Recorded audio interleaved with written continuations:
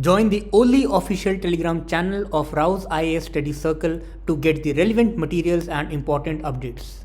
Subscribe to our channel and press the bell icon to never miss any update from RAU'S IAS Study Circle. Join the only official Telegram channel of RAU'S IAS Study Circle to get the relevant materials and important updates. Hello and welcome to the Daily News Simplified, the what, why and how of the newspaper analysis. So today we are going to discuss the Hindu Daily edition dated 8th December 2021. The topics to be discussed have been displayed on your screen and the time stamping of the same has been provided in the description box below. So moving on to our first topic that has appeared on the text and the context page. The topic provides us a detailed discussion about the India-Russia military alliance. So the context of this topic is that recently there was a meeting between India and Russia, and the topic says that at the 20th meeting of the India-Russia Intergovernmental Commission on Military and Military Technical Cooperation, the two sides concluded total 4 agreements. Further, both the countries have reaffirmed their long-standing and deep-rooted defense strategic cooperation through the visit.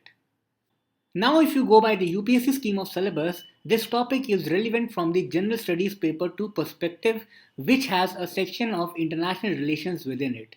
And to be more precise, it also has a micro section that is bilateral groupings and agreements involving India or affecting India's interests. Further, the relevance of this topic can also be analyzed by the previous year questions which are there in prelims as well as mains. For example, in UPSC 2020 mains, the question was asked about the Indo-Russian defense deals in the context of Indo-US defense deals. The question said that what is the significance of the Indo-US defense deals over Indo-Russian defense deals? You have to discuss this statement with reference to the stability in the Indo-Pacific region. Now, if you closely analyze the beauty of this question is interrelating 3 broader dimensions. The first one is related to the Indo-US defense deals, other is the Indo-Russian defense deals, and both these things in a broader context of the stability and peace in the Indo-Pacific region as a large.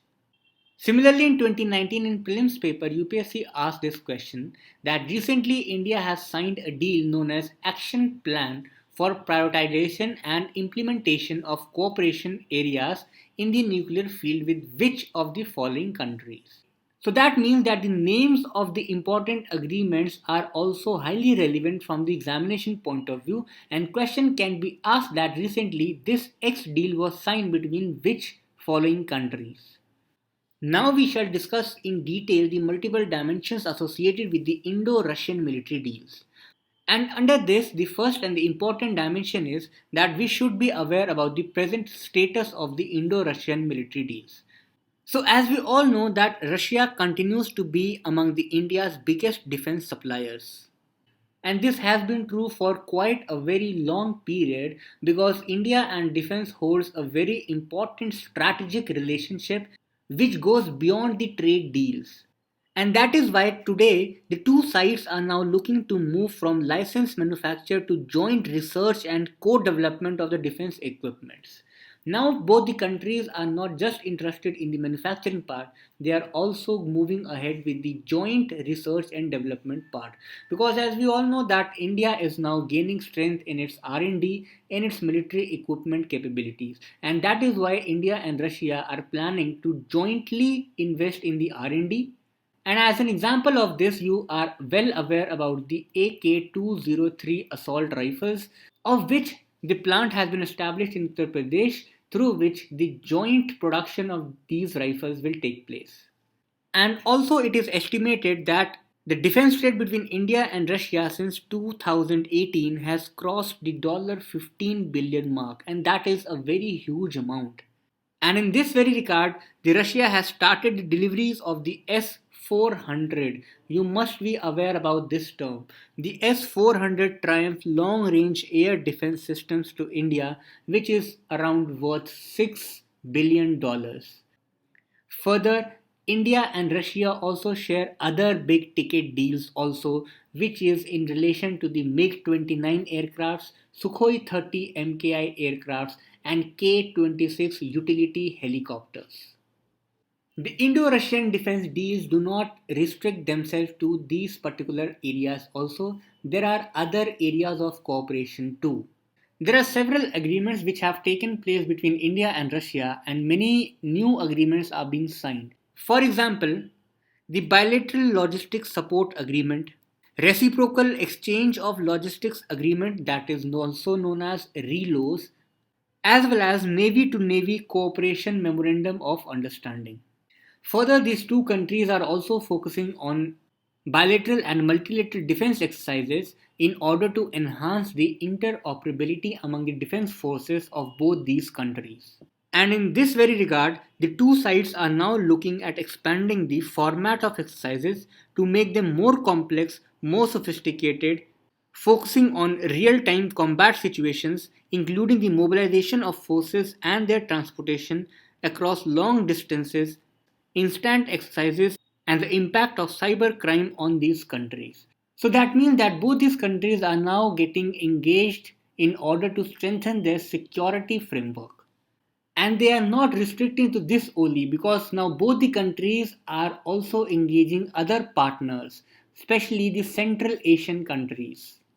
And that is why both the countries are looking at the ideas of expanding the India-Russia cooperation in Central Asia and possibility of supplementing the bilateral exercises with trilateral and multilateral ones. But this defense relationship is also fraught with multiple challenges and issues also, which restrict the full potential of Indo-Russian military cooperation. And those challenges are listed here. The first and the most important issue among the Indo-Russia defense deals is that India is heavily dependent on Russia.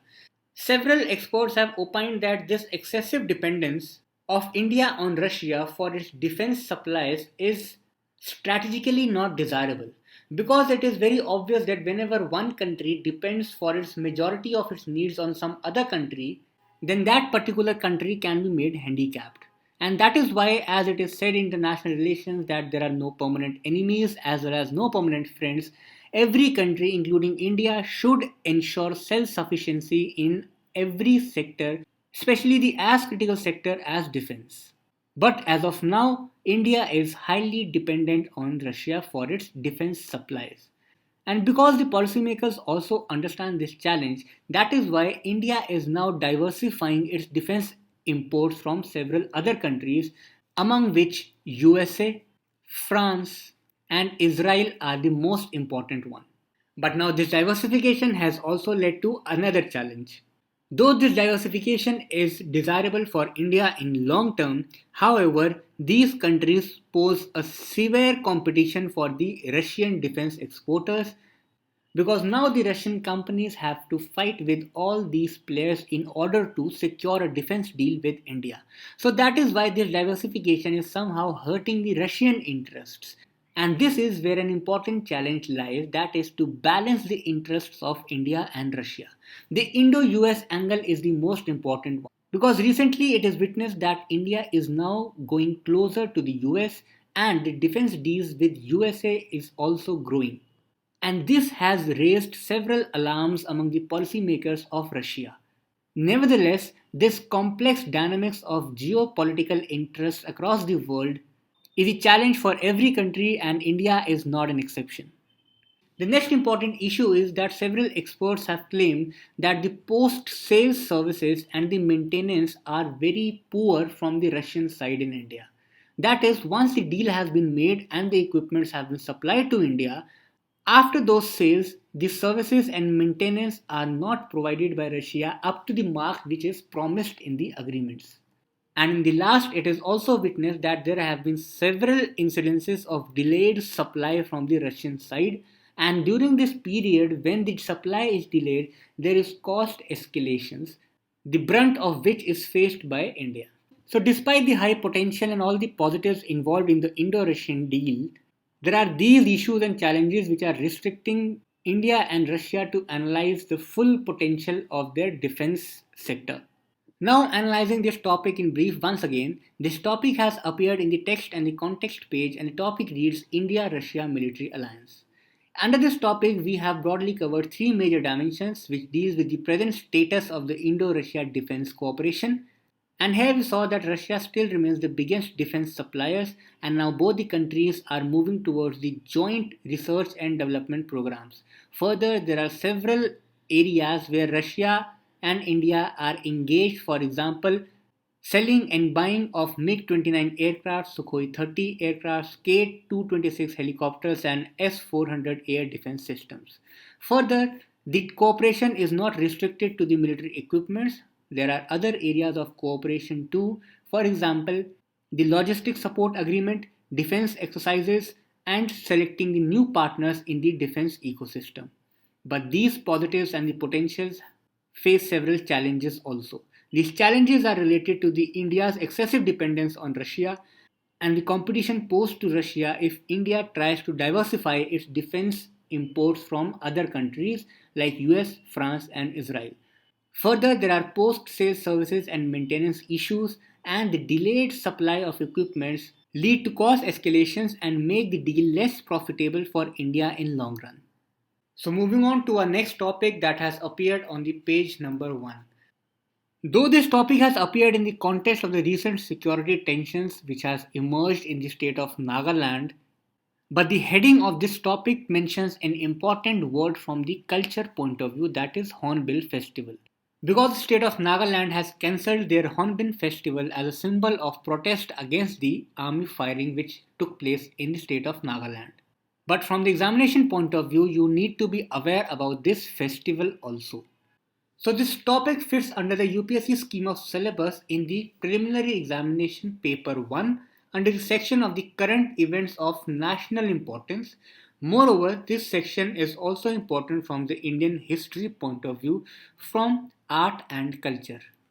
Now, for example, in UPSC 2016 prelims examination, UPSC asked this particular festival based question. This question was match the column types, whereby 3 festivals were given: the Chapchar Kut festival, Khongjom Parba Ballad and Thang Ta dance. And in the opposite side, states were given: Mizoram, Manipur and Sikkim. Out of these pairs, you had to select the correct pairs. So as far as this particular question is concerned, the answer for this question was B. However, this question again gives us a signal that state-based or the regional folk dances, festivals, musics are important from the prelims point of view. And that is why there might be a question that Hornbill Festival is related to which of the following states. So now under this very regard, we shall now look at certain key facts which are related to this festival.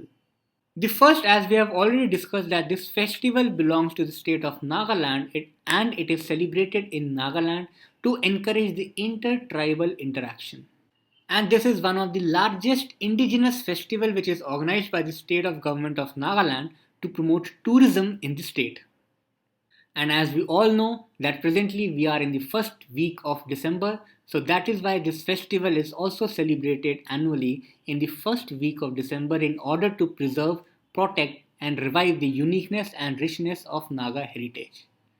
The date of 1st December is also celebrated as the State Day because on this very day the state of Nagaland was created.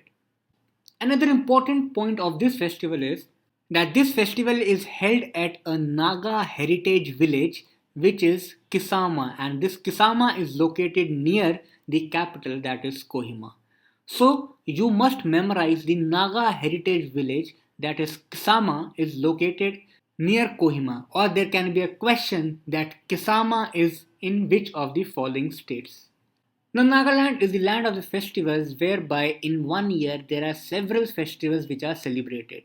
However, this Hornbill festival is considered as the festival of festivals in Nagaland.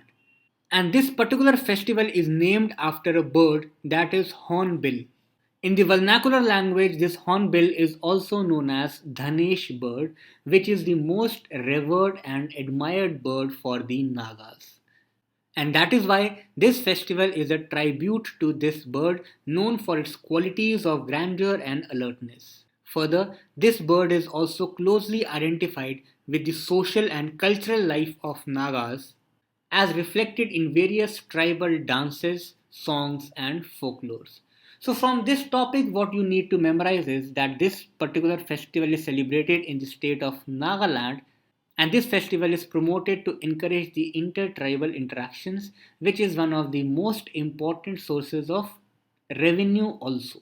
Now, this festival is celebrated in the first week of December and is celebrated in the Naga heritage village, that is Kisama. Further, this festival is named after a bird, that is hornbill, and this festival is also known as Festival of Festivals.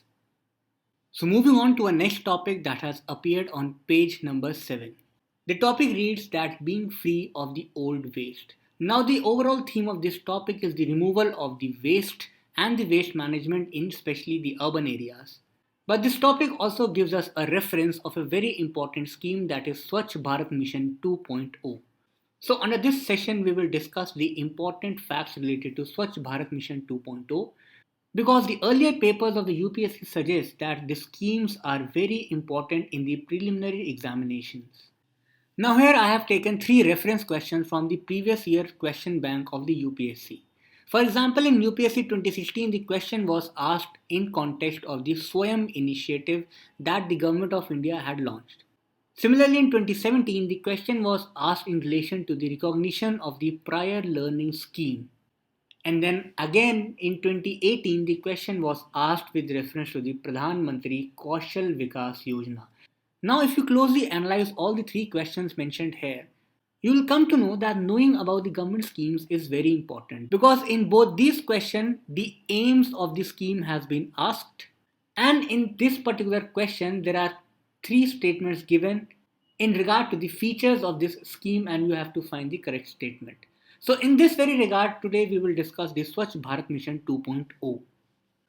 First, we will analyze the broader aims and objectives of this particular mission, that is Swachh Bharat Mission 2.0. Now, this mission envisages to make all the cities garbage free and ensure the grey and black water management in all the cities. Further, it also aims at making all the urban local bodies ODF plus and those bodies having a population of less than 1 lakh as ODF plus. Further, the mission also focuses on the source segregation, that is to segregate the waste on the site of its generation. So that is why it is said that the mission also focuses on the source segregation of the solid waste based on the 3R principle, that is reduce, reuse and recycle. Further, this mission also focuses on the scientific processing of all types of municipal solid waste and remediation of legacy dump sites of effective solid waste management. Now, this is important to be noted that the outlay of the Swachh Bharat Mission Urban 2.0 is around rupees 1.41 lakh crore for the period starting from the 21-22 financial year and ending in 25 to 26 financial year. Now, this will be a continuation of the Swachh Bharat Mission Urban, that was 1.0, with certain important components of funding and implementation across all the statutory towns, and thereby, in addition to the normal general sanitation, it focuses on the sustainable sanitation. Further, it also focuses on the wastewater treatment, including the fecal sludge management in all the ULBs with less than 1 lakh population. And the 2 very important components under this scheme is that it focuses on the information, education and communication along with the capacity building of the stakeholders involved. But these aims and objectives are not enough. We must also analyze the associated limitations of this scheme.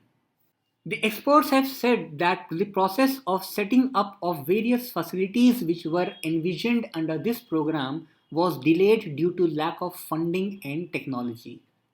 Further, there is a very less focus on bioremediation at the local levels. And as we all know that we are around 1.3 billion strong population, the quantum of the garbage which is generated on everyday basis is beyond management. And that is why it is said that the quantum of the garbage is higher than the local targets of the urban local bodies.